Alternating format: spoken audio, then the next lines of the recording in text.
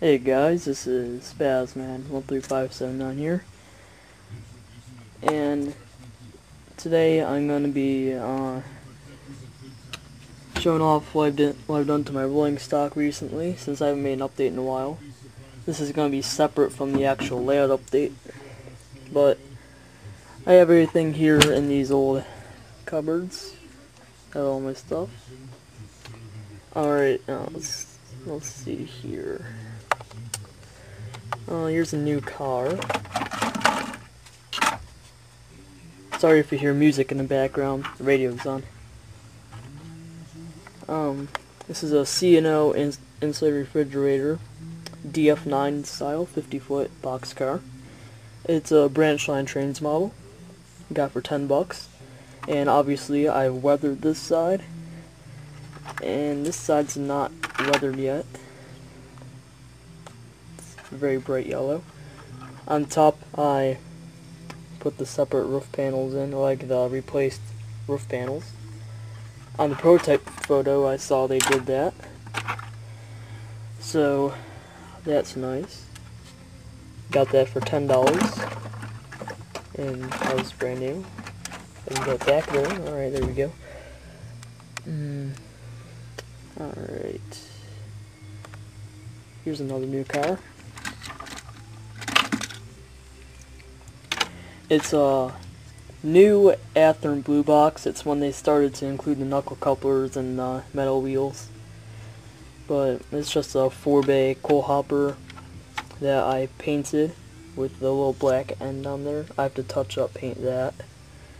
But I put a ballast load in it. So that's going to be for my Charleston Gravel Company train. Also right there I kind of messed up, so I have to paint over that.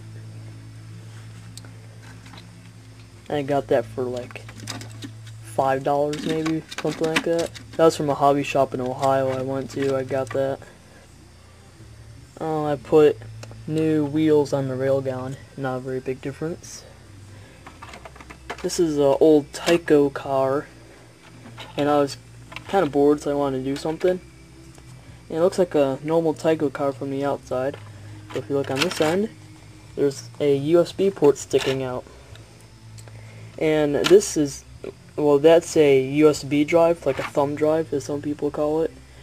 And it's a 1 GB storage memory. And I just took the shell off, hot glued that in, and put it back in, or put the shell back on. And that just plugs into a computer, and you can store stuff on it. And I'm thinking I'm gonna store like train pictures and stuff on it, so then I know that I'm storing train pictures because it's obviously a train. So that's pretty nice. Here's another car. This is a new car. This is an old Tyco Montua car. Surprisingly enough, this is made in the USA. It's a made in the USA car. It says it on the underside somewhere.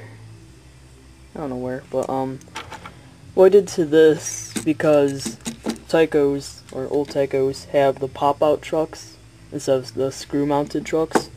So what I did, I took out the old trucks, I filled the hole with Squadron green putty, or white putty or something like that, and then I drilled a pilot hole in, and I put the screw with the new truck in, and I did that to both sides, and now it doesn't even look like a Tyco car anymore. I got Katie whisker couplers for this car. Those are really nice. With all my new cars that I get, I'm not going to be buying the original Katie number 5s.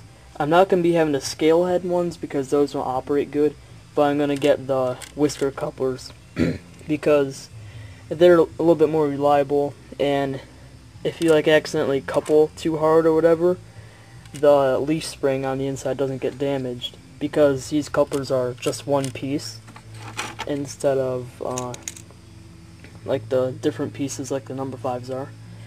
I'll just have to weather the trucks on this, but I weathered the car itself, the end, and I put a scrap load in it. Obviously, it's a big cement pipe, has a bunch of old wheels and trucks and rail and stuff in it. It's a pretty nice looking car. I like it. Up on the second shelf, I have 5 passenger cars, and these are old Tycos again, and they're 1890s style passenger cars. And what I did to these, I put KDs on them, obviously, and I kept the original trucks on there. I didn't put new trucks on or anything. But I have an RPO, or whatever it is, and 5 coaches. I painted this coach already. This is how they're all going to look, and it's going to be called the Ohio Valley Lines Scenic Railroad. And that's how they're all going to be painted, and then it'll say OVL in white lettering, and it'll have the car number on the right hand side. So these are nice. I painted the inside black because I don't want to put an interior in, so I just painted it black so you don't really see the inside of the car very much. And that was an old ATSF. It looked just like that. There's another ATSF, and these two are Spirit of Americas. On all the cars, I have KD whisker couplers, except for right here. That's a special low shank type. And they all have metal wheels. On a couple of the cars, I have to get new metal wheels because the other metal wheels aren't very good, but I'll do that later. Alright, with these cars, this one I'm giving to my friend. It's an old branch line trains car. It didn't come out very good, so I'm gonna give it to him as a gift. The EMD 567 prime mover flat car got dropped, and the entire engine like exploded into a whole bunch of different pieces. So I bought this chain, and I'm gonna buy more, but I think that looks pretty cool, and that came off right there. But I'm gonna have like 2 more strands going, and I'll paint it black or whatever, and that'll look pretty sweet. On the L&N car right here, I got new KD metal wheels for that, so now that's a fully operational car. If I can get on the rail there. And here is my new favorite car.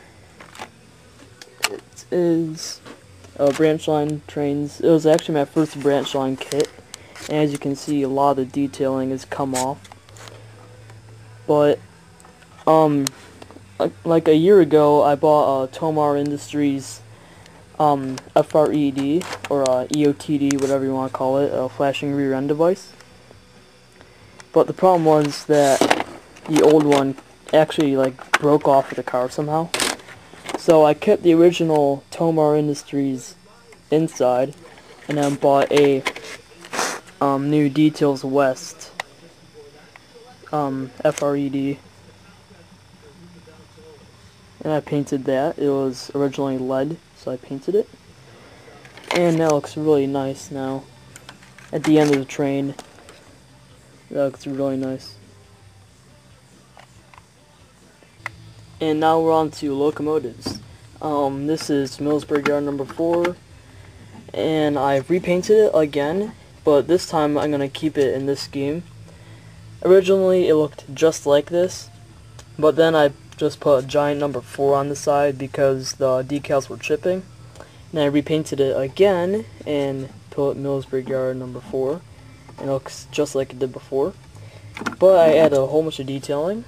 On the rear pilot, I added MU hoses, a custom handrail right there. There's an operational light inside there. Here's a Motorola Firecracker style antenna, a Leslie RS3K horn, that's brass. This is an SP style cab mounted bell that I stuck on there. On the front pilot I put a snowplow and again operational light.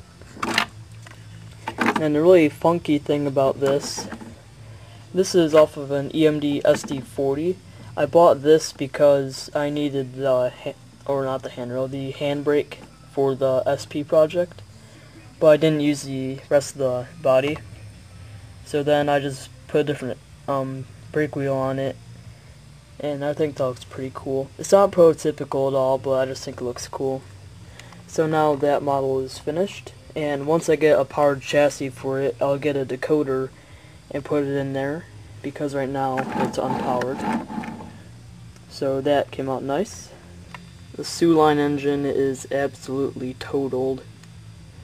I don't know, that's just a bad engine. But now we get to the good stuff. This is the SP project that I've done so many different things to. I was thinking about repainting it again, but I'm not going to. I'm just keeping it like this. I've done a lot of things, a lot of things to this. I'm going to actually put it down here. On the front, I put a whole bunch of grab irons, as you can see right there. Grab irons are all over the place on this model. I put operating LEDs on the nose lights, so now those are operating. I put a sand filler hatch on there, brass chain on the front right there. I made the cab an L-style window. I cut out that little piece to make it an L-style. I put lights in the top of the cab. Leslie RS3 horn, obviously. And then I have the bell on there, and the air conditioner unit, and the Motorola firecracker antenna. I painted all the handrails on the ends white, so those look nice. On top here, this is again a newly added thing. I have lift rings all around the engine. Those are actual real metal lift rings. A major difference right here is the new dynamic brake housing. This is a phase 1A style, and the one before that this had was the phase 1B. So now that's actually like a real thing. It's a different color than the rest of the engine, but I'm just gonna fix that later.